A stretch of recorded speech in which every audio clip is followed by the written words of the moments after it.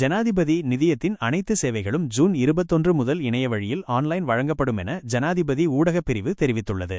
இதன் மூலம் 47 ஆண்டுகளாக கொழும்பில் மட்டுமே செயல்பட்டு வந்த ஜனாதிபதி நிதியத்தின் சேவைகள் நாட்டின் அனைத்து பிரதேச செயலகங்கள் மூலமாகவும் பொதுமக்களுக்கு கிடைக்கும். சேவைகளின் விரிவாக்கம். ஜனாதிபதி நிதியத்திலிருந்து மருத்துவ உதவி பெறும் சேவைக்கான விண்ணப்பங்கள் ஏற்கனவே பிப்ரவரி 7 முதல் அனைத்து பிரதேச செயலகங்கள் மூலமும் பெறப்பட்டு வெற்றிகரமாக செயல்படுத்தப்பட்டு வருகின்றன.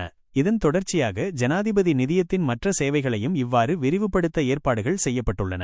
இந்த மாற்றத்தின் மூலம் பொதுமக்கள் கீழ்காணும் அனைத்து சேவைகளுக்கும் நாட்டின் அனைத்து பிரதேச செயலகங்கள் மூலமாகவும் இணையவழியில் விண்ணப்பிக்கலாம்.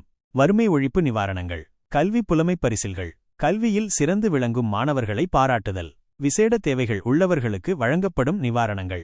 காட்டு யானைகளால் பாதிக்கப்படும் குழந்தைகளுக்கு வழங்கப்படும் நிவாரண உதவித்தொகை.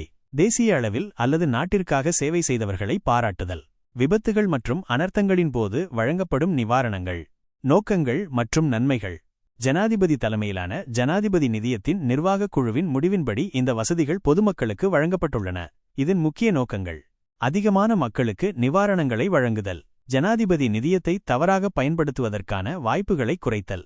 இந்த நடவடிக்கையானது ஜனாதிபதி நிதியத்தின் சேவைகளை எளிதாகவும் பரவலாகவும் பொதுமக்களுக்கு கொண்டு சேர்ப்பதற்கான ஒரு முக்கிய படியாகும்.